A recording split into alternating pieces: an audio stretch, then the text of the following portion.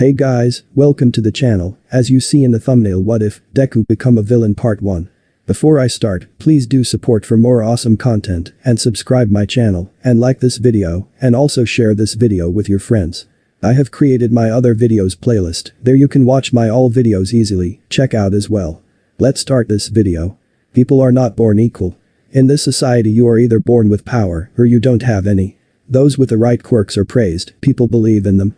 Those with none are considered worthless, near subhumans. It's a fate feared by every 4-year-old until their quirk appears.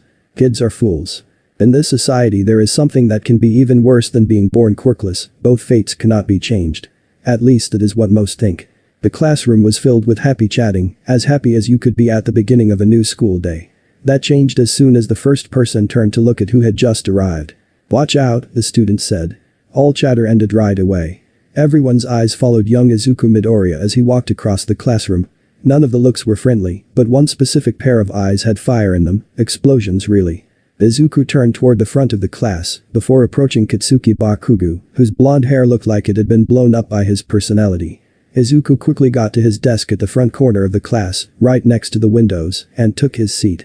The desks around him had all been pulled away from him to create open space around him on all sides, just enough to be out of arm's reach.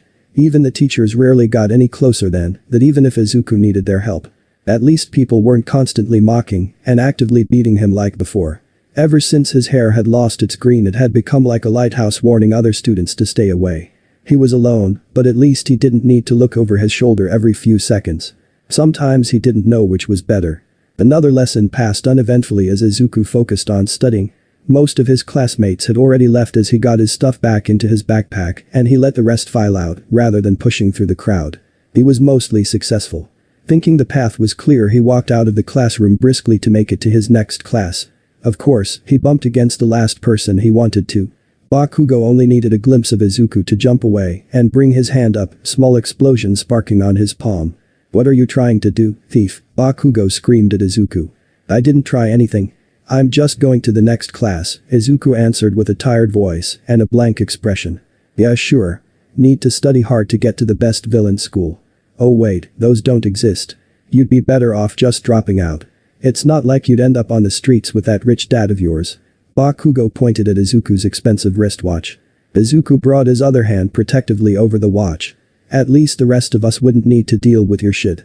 Bakugo turned and left. Some nearby students stared at Izuku. Someone snickered. No one came within an arm's reach of Izuku, who was staring at the floor and glanced at his hands and his watch. With a sigh, he continued walking to the next class, trying to leave everyone else as much space as he could. Of course, that took time, and he'd probably be the last one to class again. Is something wrong with young Midoriya? Hearing the first friendly words of the day since leaving home, Izuku looked up at his geography teacher. "Just the usual, Koro-sensei," Izuku answered. "I ran into Bakugo after the last lesson." "I see," the teacher said. The young man was the only one in the school that actually treated Izuku well, including the staff. He could even get angry at how Izuku was treated. Even now trails of dark mist leaked from behind his ears and across his face like it often did when they talked. Sensei, your quirk," Izuku pointed out. "Thank you for noting that." The teacher controlled his quirk, making the mist disappear, and gestured Izuku to enter ahead of him. Inside, the students nearest to his desk had already moved theirs further away, but Koro-sensei would have none of that. "Put your desks back where they are supposed to be. This mess is disrespectful and makes my classroom look disorganized."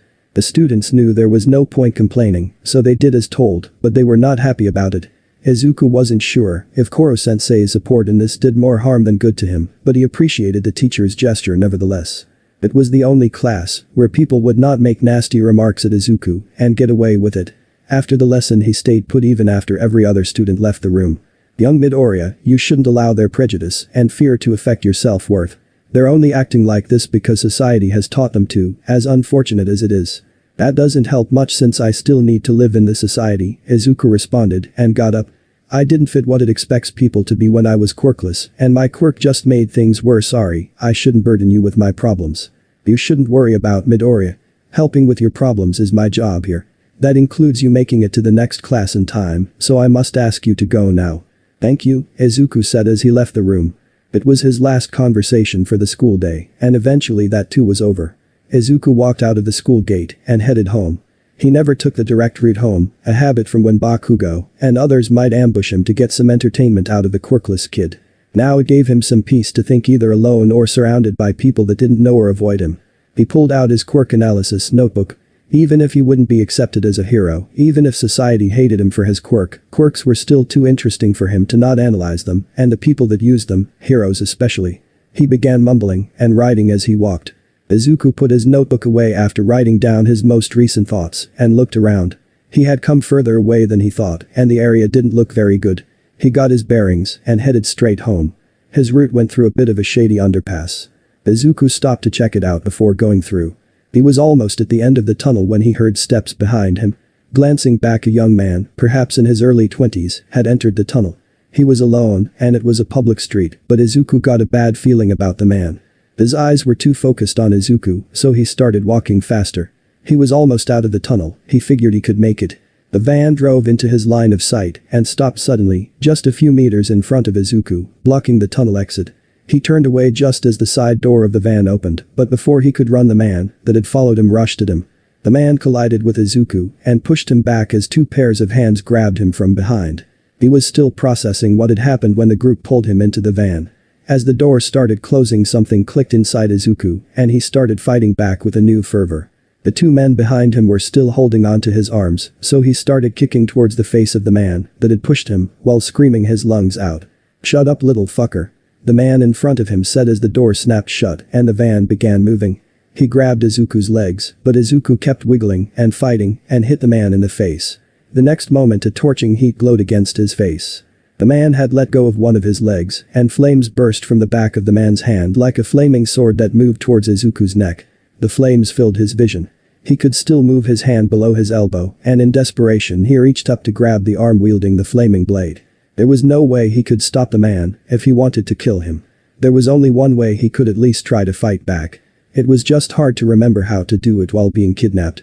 As his hand grabbed the attacking man's arm, Izuku drew a deep breath. Everyone stopped. Izuku didn't struggle physically, too focused on using his quirk, and the trio attacking him just held him. The man Izuku grabbed shouted and pulled his arm free. "Ah. What's happening to my quirk?"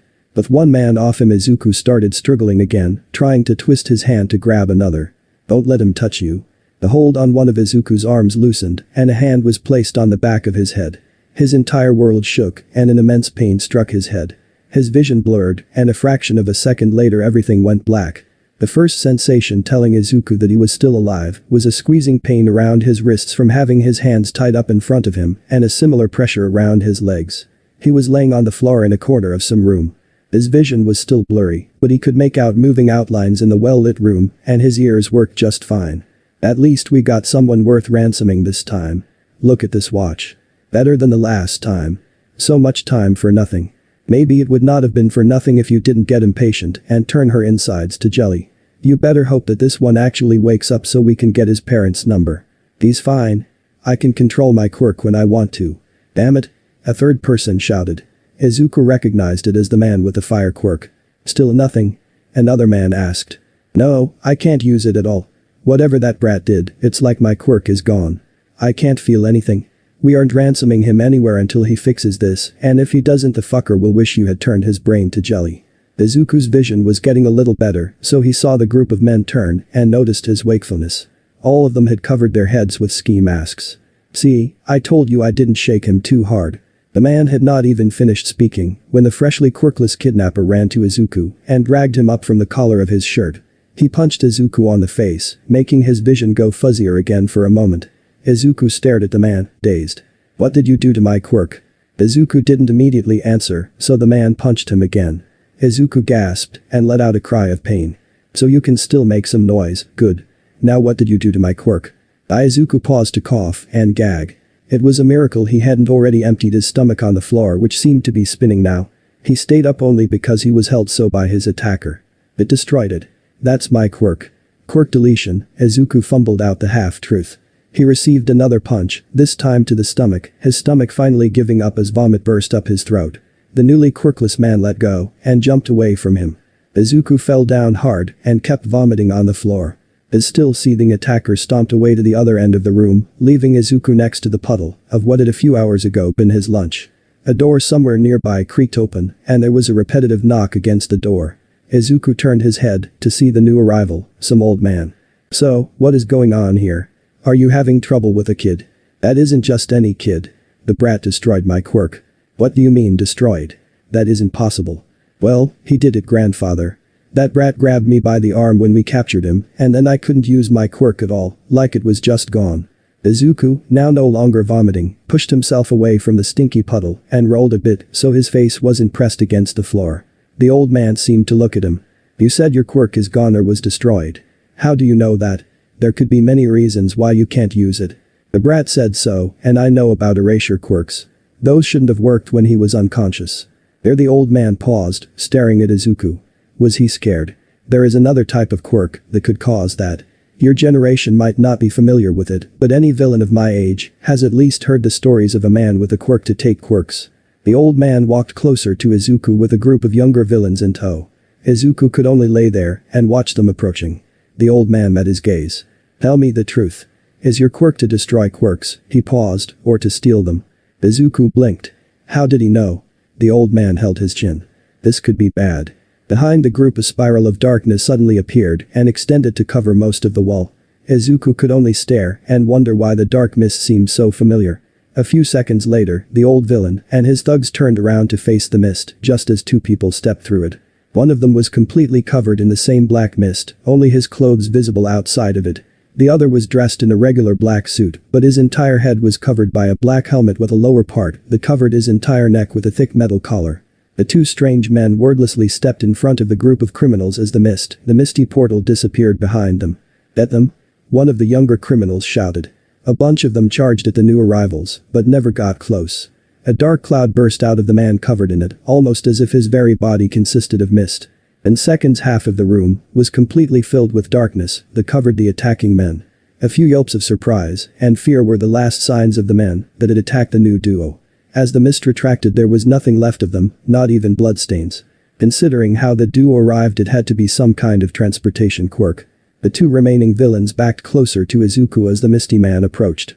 "Gurujiri," the masked man said. "They are mine." "Yes, master." The misty man stepped aside, but even then his yellow glowing eyes seemed to focus on Izuku from behind the mist. The man he called master walked closer. The old man standing above Izuku started shaking. "Could it be?" he said. "All for one."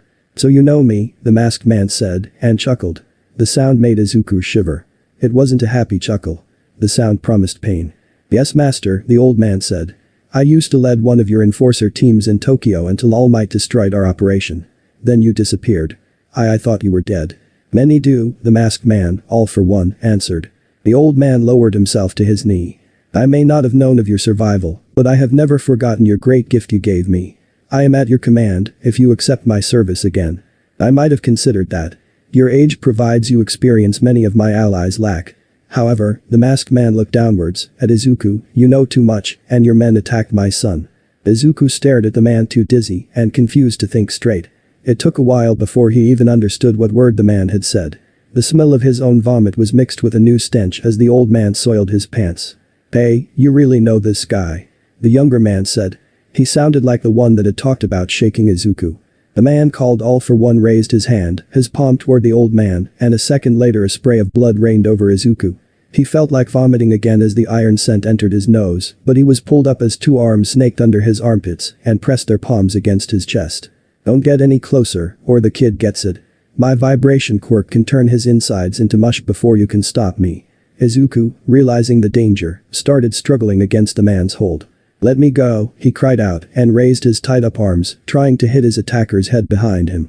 He didn't manage it as the man blocked his hands with one of his own. Even in the haze from all his injuries, Izuku was still thinking analytically enough to see the man's mistake. He managed to grab the arm blocking his strike. The man remembered who he was dealing with. When he realized his mistake, it was already too late.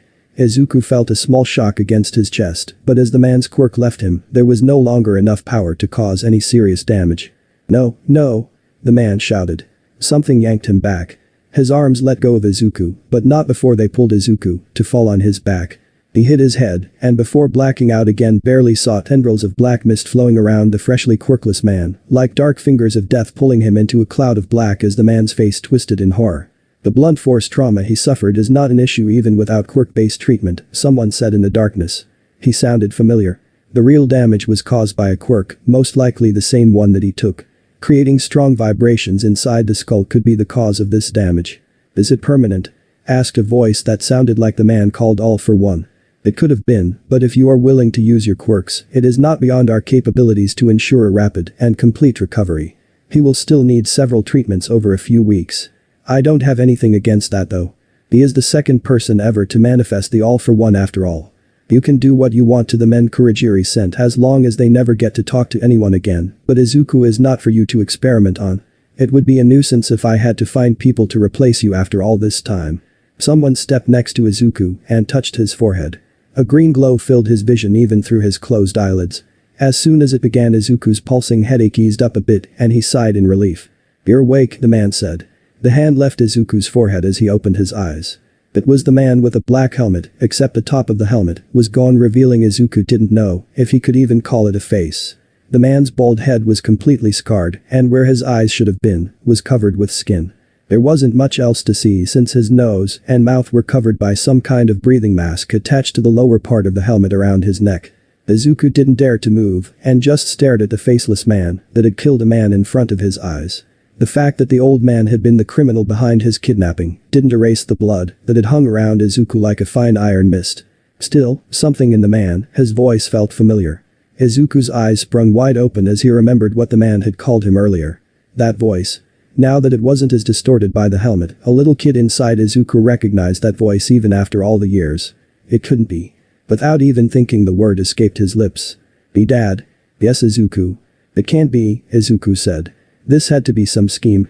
The man claiming to be his father put his hand in his jacket and pulled out a single photograph. He held it for a moment and handed it to Izuku, who recognized his mother in the picture instantly, and also himself as a little kid, and then there was a white-haired man. This was his family. Izuku looked at the faceless man. This was his family too. If that is not enough evidence, we also seem to have the same quirk. Your hair even went white like mine when your All for One manifested. As he spoke, the man raised his hand to Izuku, showing a small hole in the middle of his palm. Izuku looked at his own hand, which too had had a similar hole since his quirk appeared. The man put his hand back on Izuku's head and a green glow returned. "All for One? It is the true name of our quirk and the name people know me with. I just called it quirk transfer," Izuku muttered. "So, you really are my dad, and you are a villain." "Depends on what you consider a villain." "You're trying to avoid my question." "A villain is a villain," Izuku said. "I could say the same to you. Villain is a villain. That sounds like something your classmates might say to you. That someone is a villain because they say he is a villain. It is the same with society. If those in charge, if the majority of people would judge you for your quirk or quirklessness and say you are a villain," he paused, "are you? I know you've been called one." Izuku stared at him as the word sunk in, bringing up memories of all the times people had called him a villain. "How do you know?" was all he could say. "I've stayed away from you and Inko for obvious reasons," he gestured at his missing face, "to keep you two separate from my business, but I still kept an eye on you in case something happened." "How do you think I knew that you had been kidnapped?" "Kurogiri, come here." The black mist-covered man walked into Izuku's vision. The mist around his head twisted and split, briefly revealing a bit of a human face. "Koro-sensei," Izuku said. "Yes," his father answered. "He is one of the people that have been keeping an eye on you and Inko for me. Luckily you wore the watch I sent you. It has a tracker in it." Kurogiri handed Izuku his fancy wristwatch and phone that his kidnappers had taken. Izuku quickly grabbed the watch and held it tightly in front of his teary eyes. "I didn't have many things from you," Izuku said. "I wanted to hang on to at least that one thing. It felt like someone was there even all the times I was alone. This wasn't what I expected. I did not think it would be," All for One said. "To answer your previous question, I am considered a villain of the highest degree.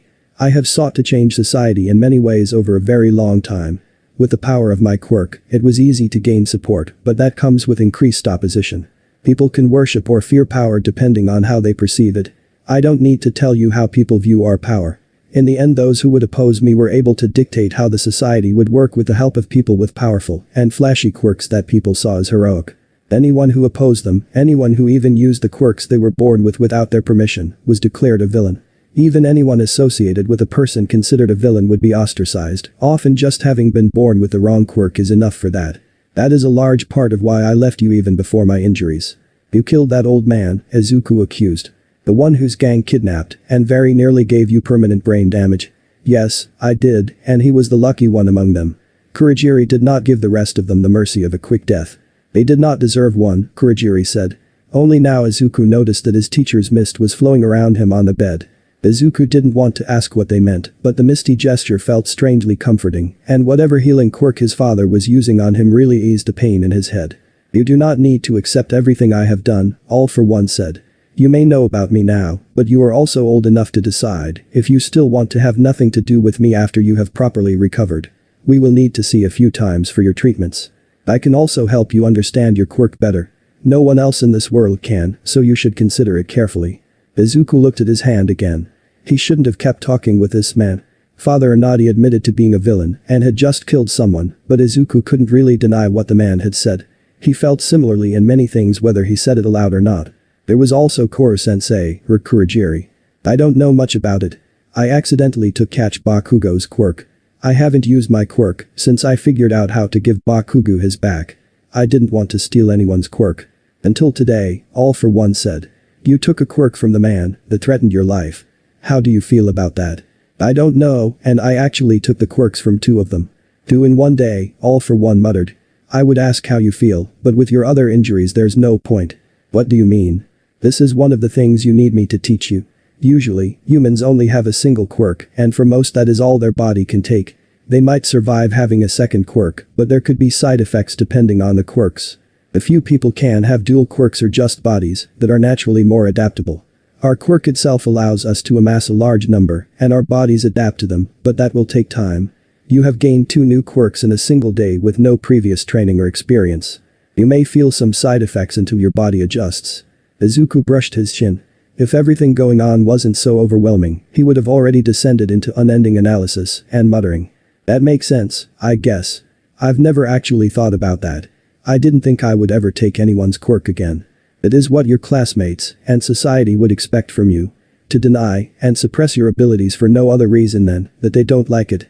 I often feel like that, but they aren't totally wrong. Stealing people's quirks isn't exactly the right thing to do. I sure hope you aren't stupid enough to believe that after today. If you had some flashy super strength quirk you could have punched them to defend yourself. How would that be any better than using your All for One to take their quirks? If you wanted to not injure or kill them that would be even better than many quirks that are considered heroic. All for One took his hand off Izuku and the green glow disappeared. That is all I can do today. You should try to sit up. All for One stepped further from the bed to give Izuku more space as he sat up. Cables hanging from his head hit his arms and back. The pulsing headache had returned as soon as his father had stopped using his quirk, but the rest of his pains were gone, and for the first time Izuku looked around the room. It was dimly lit mostly by a single light by Izuku's bed and a computer screen on the other side of the room. Both were surrounded by medical equipment of all kinds. The room was better equipped than most intensive care units. Besides him, his father, and Kurogiri there was one person in the room mostly hidden behind some medical machinery. Don't mind the doctor, All for One said. He doesn't yet wish to show his face to you. Just know you can thank him for treating both of us. Izuku looked towards the hidden man. Thank you. I feel a lot better. Nervous and polite as ever I see, the man responded. Did he know Izuku too? He sounded familiar. If you can walk straight, you're free to go for today, as far as I am concerned. Izuku breathed in deep once and got on his feet. Luckily there was no dizziness, just a headache. He looked up at his father's missing face. So what now? You will need to come back a couple of times to complete your treatment. After that, as I said, you're old enough to decide.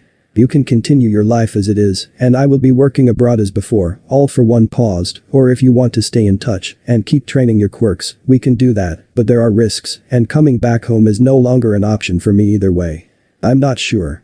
You don't need to decide today, except on one thing. One thing. Your mother. Izuku's eyes went wide. How late was it? His mother had to be worried sick. She figured out I was a villain, but does not know even the amount you now know.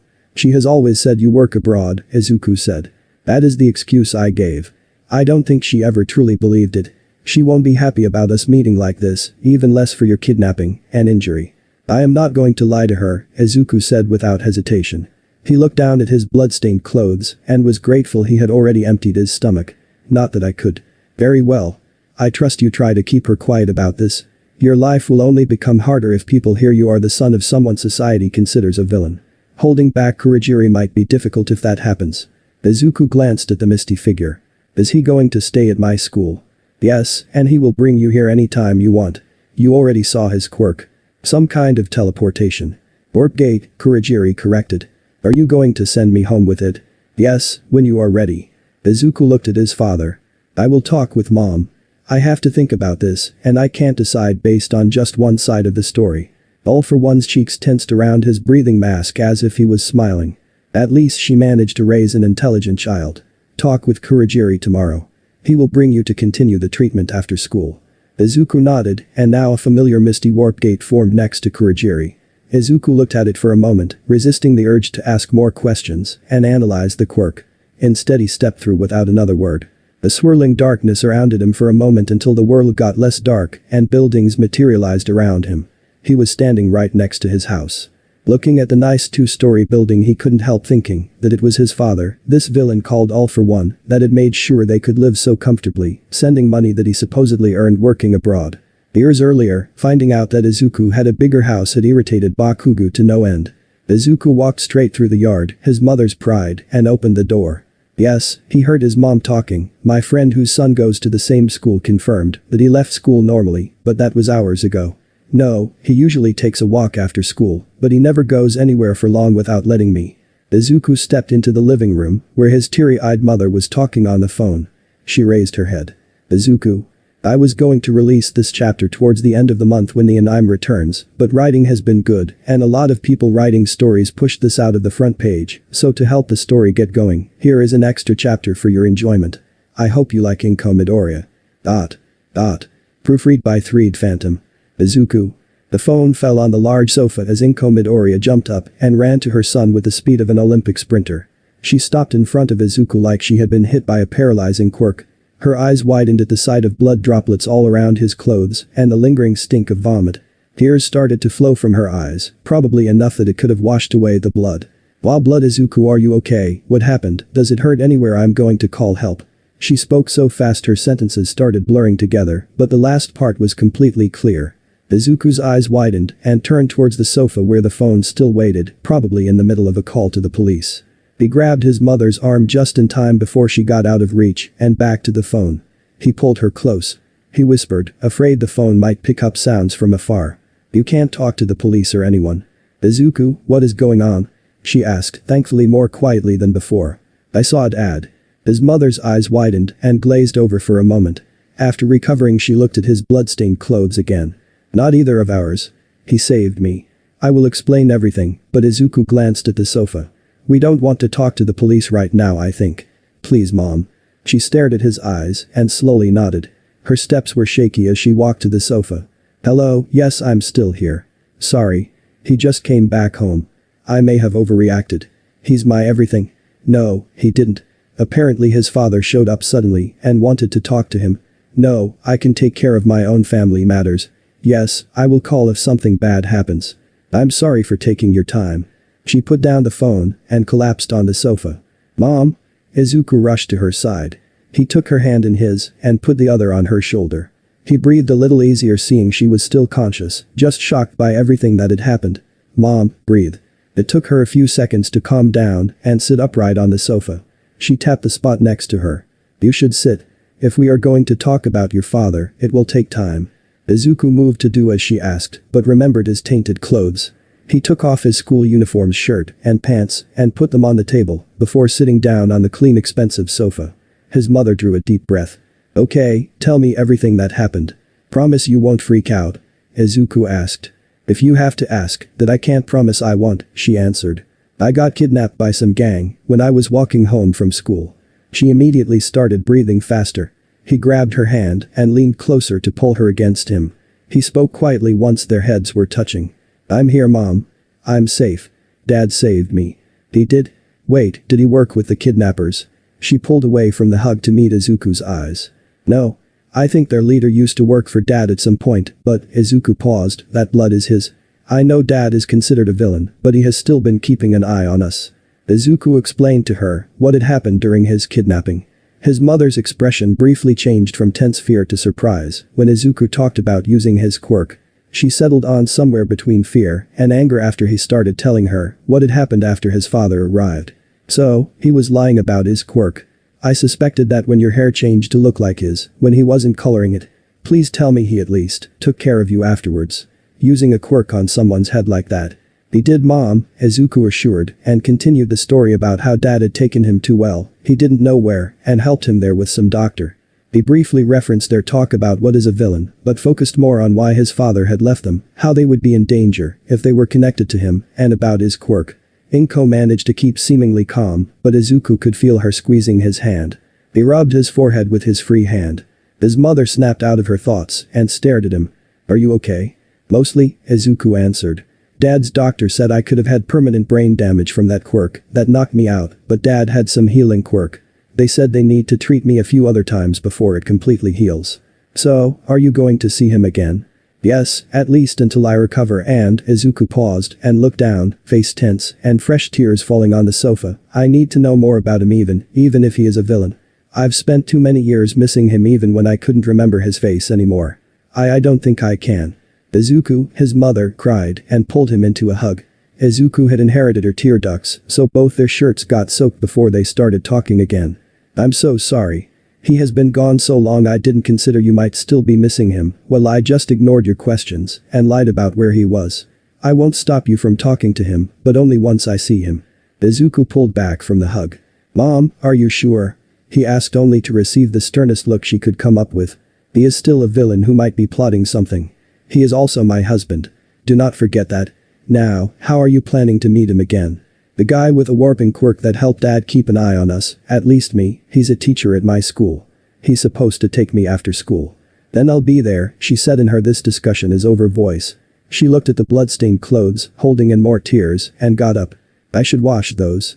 There's food on the stove, she pointed at Izuku, and switched to her most commanding voice that Izuku hadn't heard in years. Don't go anywhere, and lay down, if you start feeling worse in any way. Yes, Mom, Izuku responded, and went to eat. After sitting down by the dining table, he raised his hand to look at the palm and the little hole in it.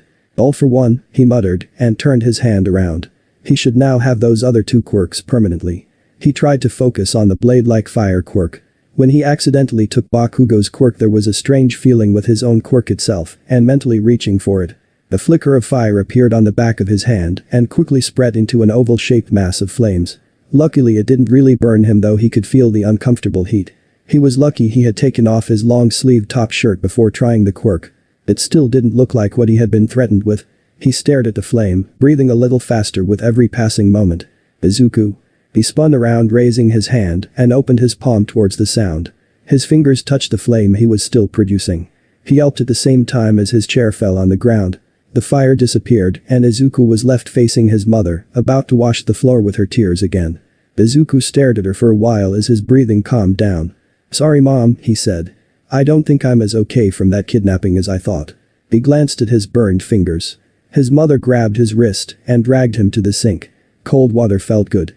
They spent the rest of the evening sitting together, except when they got Izuku's clothes. His mother even tucked Izuku into bed for the first time in years. It didn't help him sleep any better though. She barely let him leave to school on his own, checking the bandages on his fingers before he left. At least Izuku's head didn't cause any big problems. Just some dizziness when he got up, and he didn't tell his mother about that. At school no one cared about him being injured or repeatedly rubbing his forehead. He had felt a bit dizzy again by the time he got to school and sat down.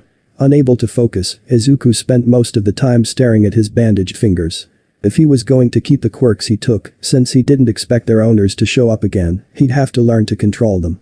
Maybe he could even pretend one of them was his when he would go to high school.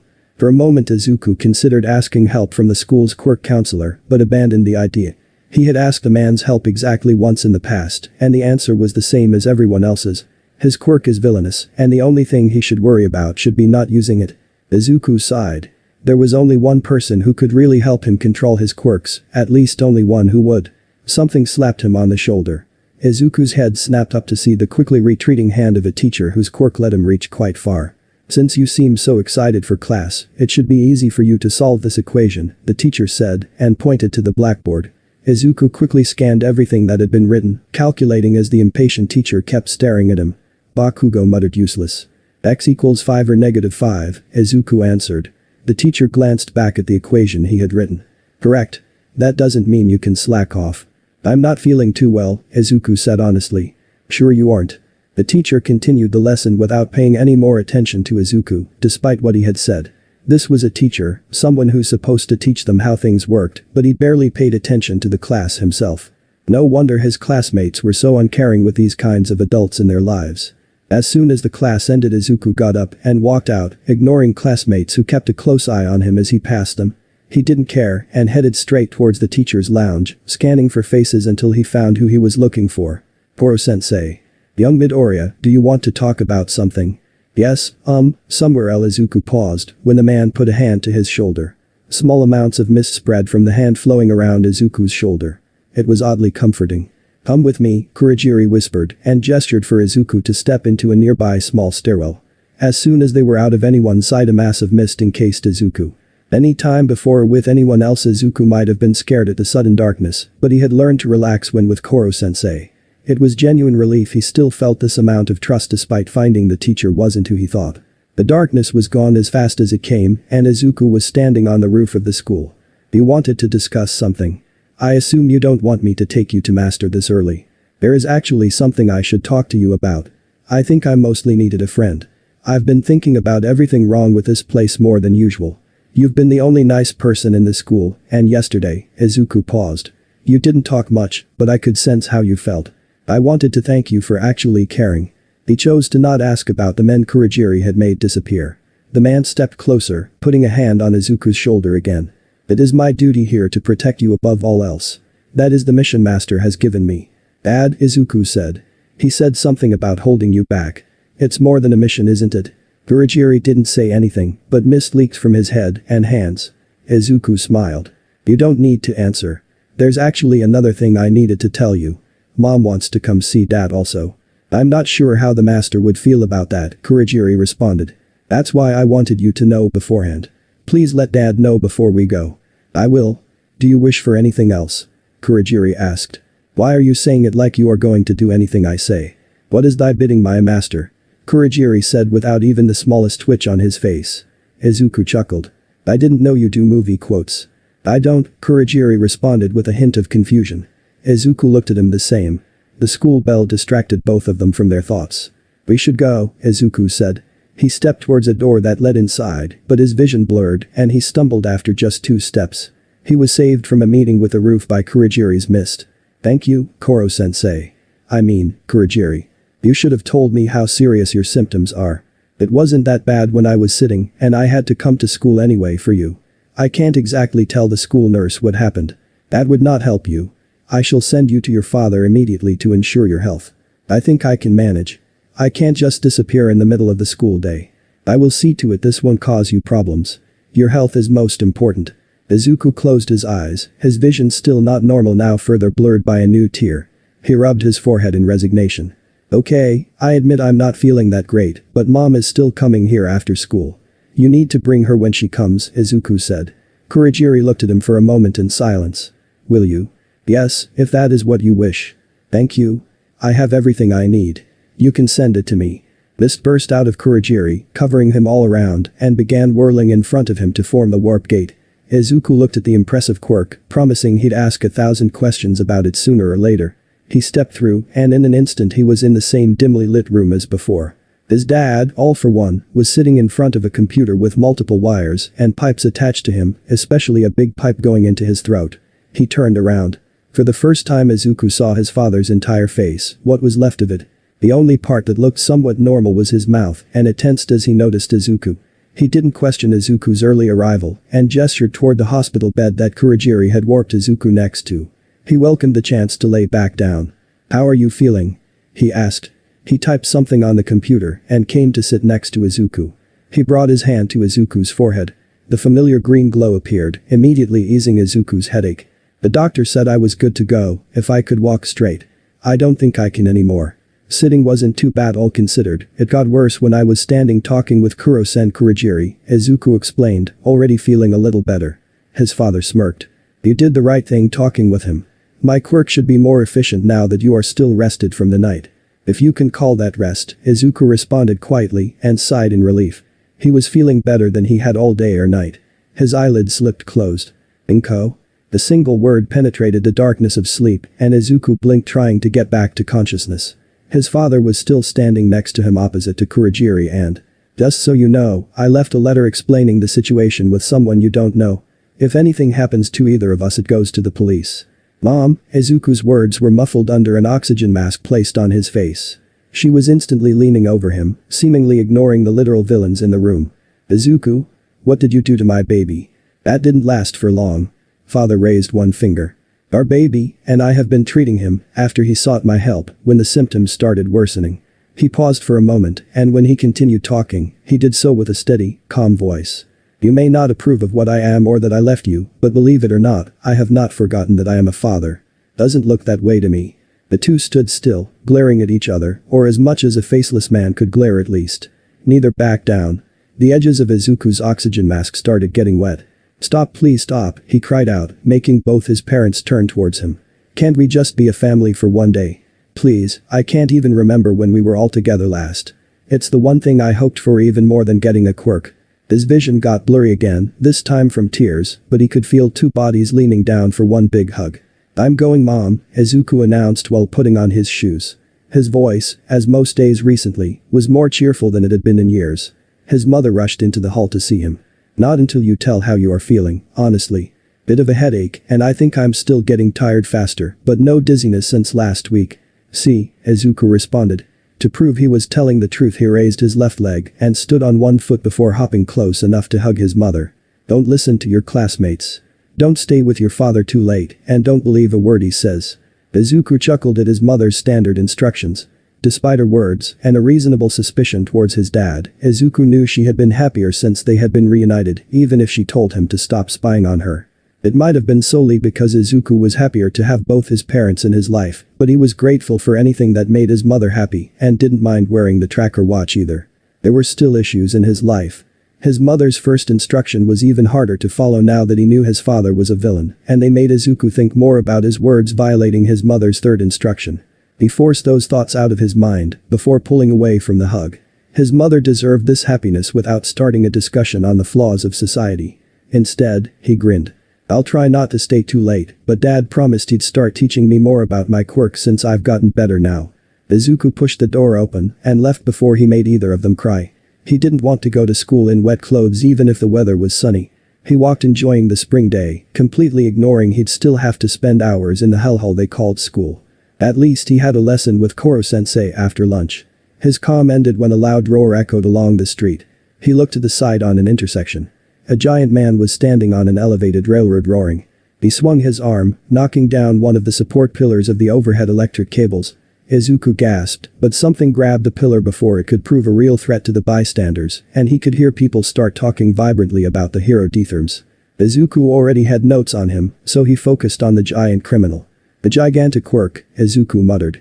He pulled out his notebook to add notes about the unknown giant as someone nearby verbally mocked the giant for doing small crimes with a quirk like that. It wasn't like he could use the quirk much with how the laws were without breaking the law or managing to become a hero. Did they want him to commit a worse crime then? Not that going on a rampage like that made sense either. Considering how agitated the giant seemed to be, he was probably at his max size, and it came with some mutations in his head shape. Something whooshed over Izuku. It didn't take long for him to recognize the hero Kamui Woods. Izuku forgot the simple gigantification quirk and focused on the hero's arbor quirk. On the surface, the wooden body that could stretch and split was obvious, but Izuku didn't have a clue about the actual limits or capabilities of the quirk beyond that. After evading a few swings, the hero prepared to launch his special binding move only for another giant person to appear and kick the criminal out of the way, causing considerable collateral damage to the street below in the process. No one cared though, since the giant hero was a good-looking young woman and people were more interested in taking pictures than complaining about unnecessary damage. Izuku put his notebook away and continued towards school. The school day, the first of the new school year, started normally enough with no one talking to or approaching Izuku. He for his part focused on thinking of how to get his parents to get along better. Despite being about family conflict, it was a hopeful train of thought to him. He barely noticed the glares of his classmates as he walked past them to his lonely desk. The teacher came into the classroom right after Izuku. He was one of the worst ones in the school and had for years ignored anything Bakugo and others had done to Izuku with no consideration for how his own actions might impact the ostracized student. Not surprising considering how he always praised students with strong showy quirks, talking about how he dreamed of having a student of his become a great hero someday. And so began the first lesson of the school year. "We were all third years now," the teacher started and grabbed a pile of papers from his desk. "It's time to start thinking seriously about your futures. I would hand out these future career forms, but I assume you all want to be heroes." He threw the papers in the air with a final declaration as the entire class got excited and started showing off their quirks. Izuku held back a grimace. Encouraging was one thing, Izuku had desperately needed someone to do so for years, but there was no way everyone, or even most of the class, would ever become heroes. The man completely failed to guide any student who wasn't up to the most demanding and selective career path there was. The man continued talking. "Yes, you all have wonderful quirks, but you know that it's against the rules to use them in school." The reminder of rules was not especially stern. "Sensei," Bakugo shouted. "Don't lump me in with these losers. As if I had anything like their crappy quirks." Heh. Of course, he only cared about the superiority of his quirk, not that most of the class had the drive to really become heroes anyway. Izuku hated to admit it, but Bakugo was the one with the best chances, ignoring his attitude. His behavior was far from that of a hero, but no hero school entrance exam had a test for garbage personality. Everyone in the class recognized this, shouting at the bully to get over himself, only to be called extras. "Ah, Bakugo, you of course," the teacher started, his voice getting more enthusiastic with every word. "Must be aiming for the UA high school." The declaration made the class gasp, reciting the difficulty of getting into the top school. Bakugo jumped on his desk to stand over the rest of the class and declared his greatness and his goal to become the best hero. To become rich mainly, he wasn't afraid to say. He was the poster child of why hero schools needed better vetting for their students, not that they cared. The heroes teaching at the schools obviously benefited from the high-paying celebrity status, no matter what kind of people it attracted.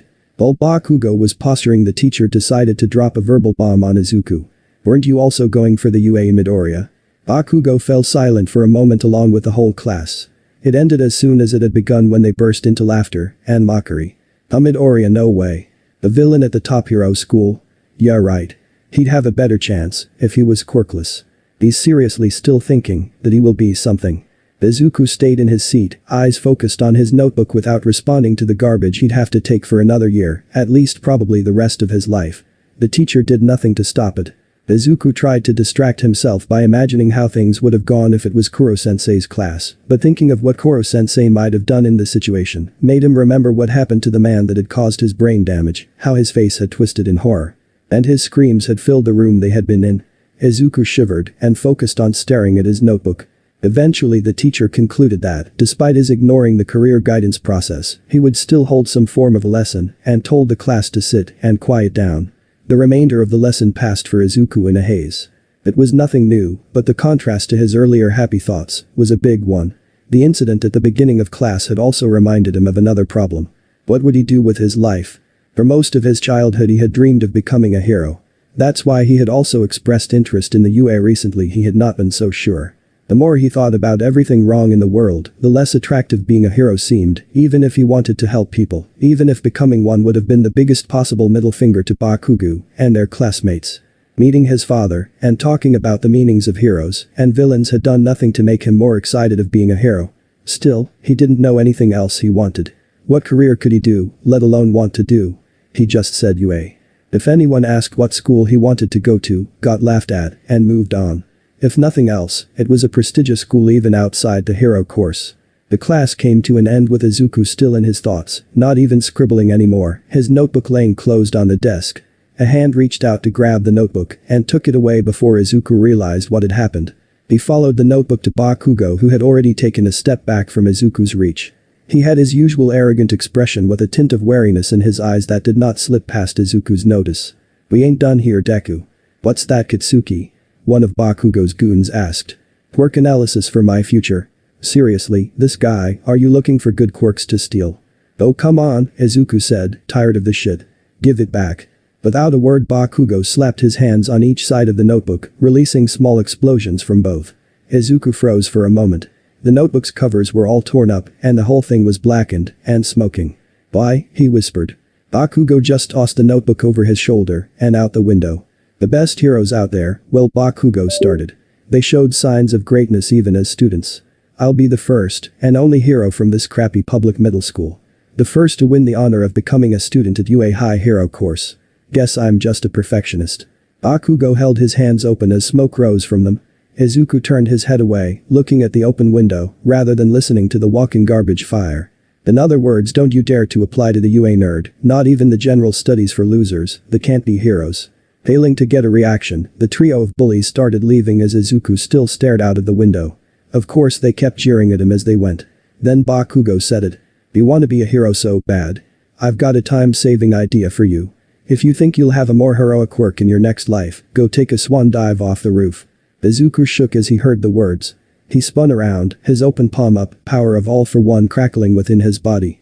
Bakugo tensed and quickly took a defensive stance with one of his hands also raised, explosions flashing from it. He was holding his other hand much lower, but open, clearly ready to blast the entire room if Izuku moved. Don't you try. After confirming Izuku wasn't moving, Bakugo left with a sneer, leaving him alone in the empty class.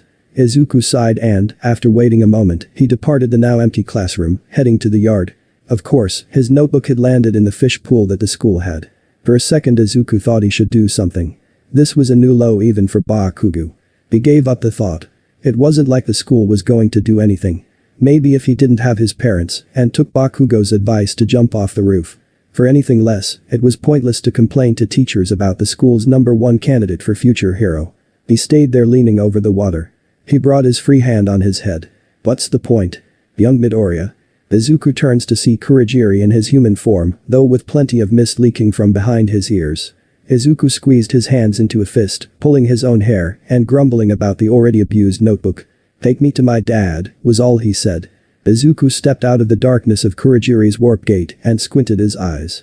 He was not in the dimly lit room full of medical equipment. If anything, the room was as far from it as possible. He was standing in the middle of a luxurious living room with large windows on two sides that exposed the city below. It took a few seconds for Izuku to recognize the city as Tokyo, and he was near the top of some skyscraper overlooking it. Was this where his father had lived all these years? Izuku? Izuku turned around to face his father. For the first time the man was not dressed in his fine suit, but a simple white-collared shirt and black jeans. He had the lower half of his helmet on for its breathing assistance. He came closer to Izuku. Even with most of his face gone there was visible tenseness around the breathing mask. Did your symptoms get worse again? No, school did, Izuku responded, gritting his teeth. He sat on the nearest sofa, slumped against a backrest, staring at the ceiling. I would ask what happened, but Kurogiri has kept me well informed, better than you have with your mother, his father said, and sat next to Izuku. What do you mean?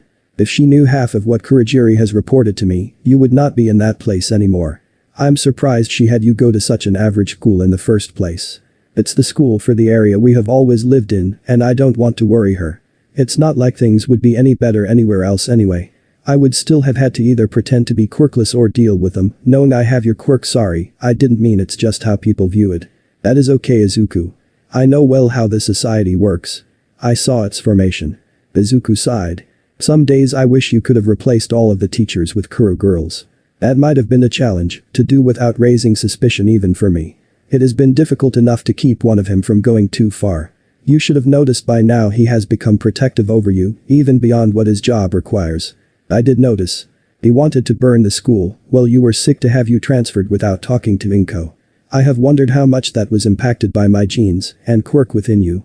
What do you mean? Izuku asked and raised his head. It's a matter that concerns my villain activities, some you might find difficult to accept despite how you might feel about this society. I see.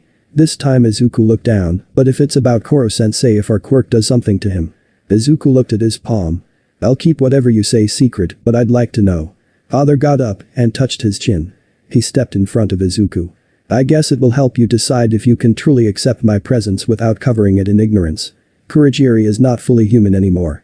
Not human. He used to be. Resisting the society itself and those who created it requires force with unstoppable power and unquestionable loyalty. The doctor has spent years studying myself to modify human bodies to sustain multiple quirks. You should never give people quirks carelessly, by the way, at least no more than one, and nothing highly powerful. Not unless you want to risk them becoming vegetables. Most people's bodies don't adapt to a growing number of different quirks like ours. Izuku gulped. The injury won't be permanent if you remove the quirk quickly enough, and people can usually adapt better if new quirks relate to their original ones, but even then, it is limited. So, the doctor and I found a way to create artificial humans that were created specifically to hold multiple quirks or quirk combinations. Before you said he was modifying human bodies, not creating them, Izuku said. As his father kept facing him wordlessly, he had his answer. Dad was dead or alive when you changed him. Dying. So you could say you saved him by making him. Nomu, and that depends on what you consider saving a person. Kurogiri's body might be a modified version of his old one, but his mind is entirely artificial. His body was more adaptive to new quirks than most, so his brain could recover enough to build a new personality over time, though still with absolute loyalty, one tied to my genes, and the quirk that helped create him, which you share. I never told him to obey you, only to protect, yet he seems to do both. Izuku stared at his father, and new tears started dripping to his already drying cheeks. He slumped down, holding his face in his hands. Figures that the only person who cared about me did so only because he was forced to by my quirk. Oh, I very much doubt that. If his actions were solely directed by our quirk's power over him, I would only have needed to command him once to restrain his actions. Unless you commanded him to burn the school, or leak mist whenever you get abused. The words were strangely comforting, but at best they left Izuku confused instead of grieving. Is there any way to know? If you want to see what he would do, you can watch your words. Avoid anything that he can consider an order, and see what happens. I will. Izuku sat in silence for a long time, still holding his face. His father left the room at some point. Only when he returned and spoke did Izuku raise his head and lean back. You can sit here as long as you want, but if you want to use this time effectively, there is more you should learn about your quirk. The risk of giving them is only a small part. Or perhaps you want to talk about school. Aren't fathers and sons supposed to talk about school? He placed a jug of juice and a pair of glasses on a table in front of the sofa. I shouldn't listen to them. It's not like I put much value in their opinions, but it's the same every single day. Izuku sighed and stared forward at nothing. I'm so tired of it. They sat in silence for a moment before Izuku continued. Can we talk about quirks instead? Of course. Have you tried using your new quirks? I figured out how to activate them, but I can't control them well, and they remind me about how I got them. So, you need to learn control and help to get over those events. If we're lucky, both have the same solution. Izuku stared at him questioningly. If those quirks are tied to your memories of the events, then having control over them might help you control your feelings of those events. Now get up. They stood, and he led Izuku to an open space between the sofas and a large dining table. Show me one of the quirks. Izuku did as he was told, and a few seconds later an oval-shaped mass of flames lit over the back of his palm, licking his skin. It didn't quite burn him, but the heat was still uncomfortable. Seeing the flames, he started immediately breathing faster and turned his head. Father placed his hand on Izuku's shoulder as others came to the side of his head, pushing it back. Look at it. Forget where it came from. This is your power now, and it will bend to your will like all others. Forced to look at the flaming quirk, Izuku was able to gradually control his breathing. He forced the memories to the back of his thoughts. You are in control of yourself. Good. Let's see if you can get it to change form to something more useful. Figuring how to manipulate something that till recently did not exist in his body was even more challenging than Izuku had expected, but his father's advice and constant presence helped greatly. He soon forgot school and the crap people in his life. The day flew by. Izuku only realized a time when he looked out of the large windows to see the sun halfway below the horizon. Perhaps you should head home now, his father said. You will need to study what you missed today. Kurogiri can cover your absence with school administration to a point, but he cannot study for you or Kaminko. If you think so, Izuku said. One more time he activated the flaming blade, no, the dragon blade he decided to name it, and forced it to stretch out into a more sword-like shape. He looked at it for a moment. It brought back the memories, but his breathing remained steady. He could control both of them, his lungs and his quirk. If you keep training, I will teach you how to combine and use multiple quirks simultaneously, his father promised, making Izuku smile. Izuku soon stepped out of Kurogiri's portal in his own backyard. He wanted to say something to the Misty Nomu, but did not know what to say. He could only thank Kurogiri before stepping in the mist. He headed straight to the back door, a little surprised at the dark building. He checked his phone, while still on silent mode from school. There was one message from his mother about being out in case he returned first. She didn't mention anything about school to Izuku's relief. His father had fed him, so he went straight to his room to study, just briefly glancing at a news feed on his phone. There were some titles about the fight in the morning, but most others were about something called Sludge Villain Attack, 1 Dead. Izuku would have read further, but he reached his room. He put down the phone to change clothes, grimacing a little at single marks on his sleeve. He was lucky to not have lit his clothes on fire. He was just taking his books from his backpack when the doorbell rang. He headed to the door a little wary, taking his phone with him. They didn't have visitors often, maybe Bakugo's mom Mitsuki sometimes. The mothers had a much better relationship than their sons, just one more reason for Izuku to not talk about everything that happened at school. He opened the front door. He did not expect 2 police officers and some middle-aged woman in civilian clothing, all of them with serious expressions. Izuku's heart skipped a beat. Thanks for watching this video. Part 1 is over.